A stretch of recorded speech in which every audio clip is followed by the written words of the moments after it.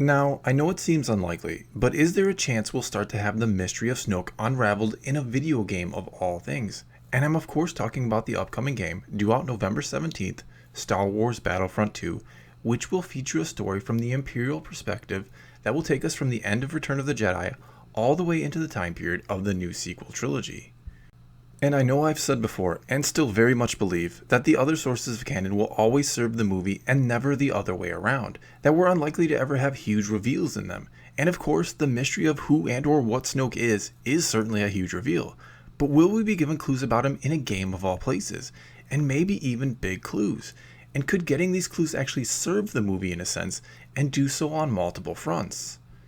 Because there are a couple of things to keep in mind here. First is that video games do have a huge audience, probably the second biggest audience behind the movies themselves, though one could argue perhaps more people watch the animated shows like Rebels more than play these games, but I'm not sure about that. And Rebels has given us a few big moments, such as the death of Darth Maul at the hands of Obi-Wan, well, the second and hopefully final death of Maul at the hands of Obi-Wan.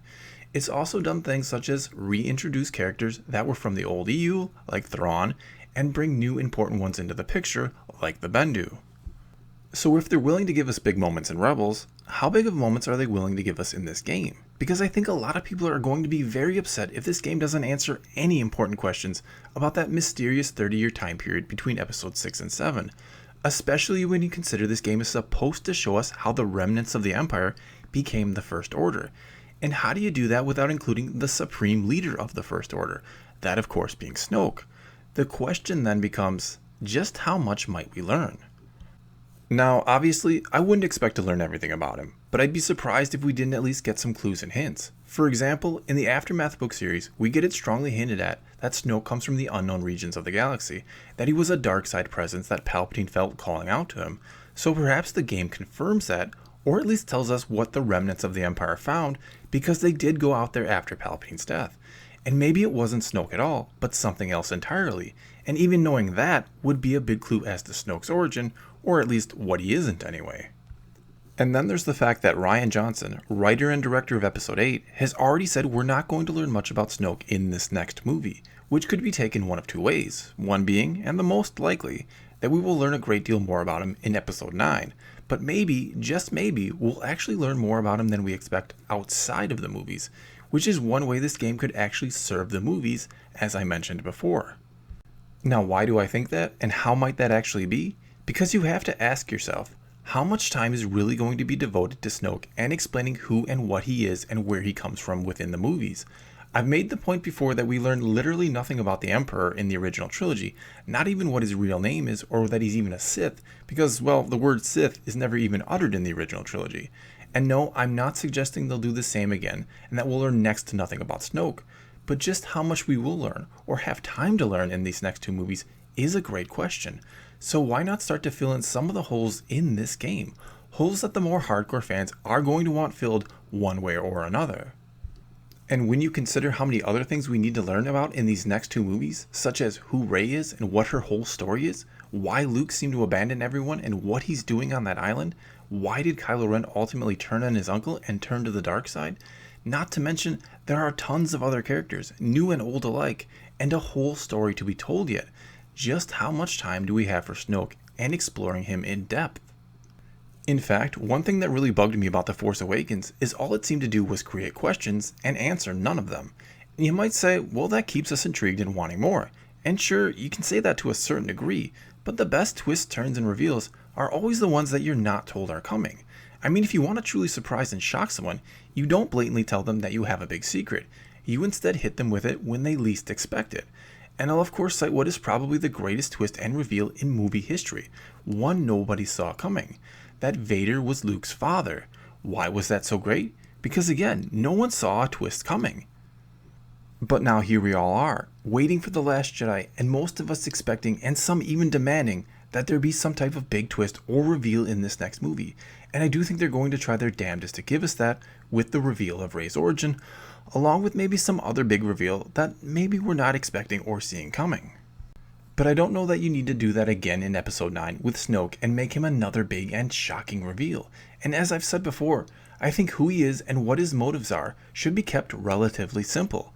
Not everyone who watches these movies is going to be able to understand what the heck is going on if you make Snoke's origin too elaborate and his motives too complex. The Star Wars movies always need to remain accessible to the more casual fans, whereas the other sources of canon are where you can dig into the finer details of the overall story.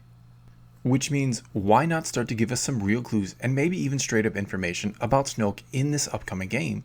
Again, I certainly don't think they'll give us everything, but give us enough to have a real idea about who this guy is and what he's all about. I mean, unless his origins are a huge part of the plot going forward, which of course they certainly could be, why not start to tell us about him already? What are you waiting for? I mean, why make him a mystery just for the sake of being a mystery?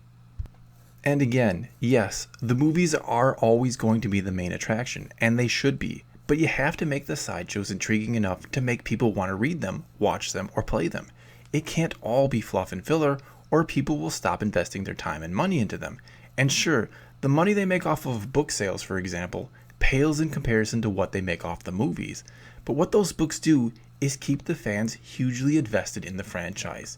And buying all the other merchandise like shirts, action figures, bedspreads, toilet paper, and so on. Making a ton of money off a movie once a year is nice, but creating a large diehard group of fans who spend money all year long on your products is even better. And again, going along with how the game could serve the movie is all the buzz it could generate for The Last Jedi, which comes out roughly a month after the game, if the story is that impressive and actually does offer some hints as to what's to come in the movie. You might then say, The Last Jedi won't need that buzz, not with all the trailers and commercials and all the other stuff that will go along with it. But why not capitalize off the release of such a huge game? Not to mention, when the reviews for the game start to come out and they talk about how incredible the story is and that we start to learn about Snoke, more people will play the game simply because of that. And I think that number will greatly outnumber the people who will boycott seeing the movie because a game revealed too much in their opinion.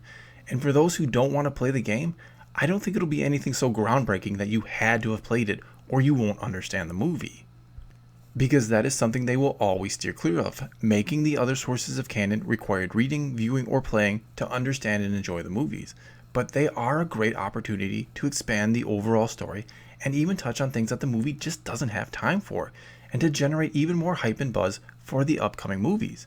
And I just don't know how many fans are out there, or maybe I hope there aren't a lot of fans out there, who are going to become truly angry if the other sources of canon give us something good from time to time. Again, not major stuff, but still something of relevance and importance. And in this particular case, I truly hope and think we are going to get a few juicy tidbits about Snoke in this upcoming game. Because also keep in mind that, not including the previous Battlefront from 2 years ago that didn't have a story at all, this is the first major video game release in the new canon under the Disney banner. So I do think they're going to make a statement with this game, that these stories will be as grand and sweeping as the movies themselves, and will be well worth the price of admission to play them, which is of course roughly 4 or 5 times higher than the price of a movie ticket. Well, that's all I got for you this time. Now it's your turn to tell me what you think. Could we get some interesting information about Snoke in this game, or will the story be just more fluff and filler? Let me know in the comments below, and let's talk some Star Wars. And until next time, thanks for watching.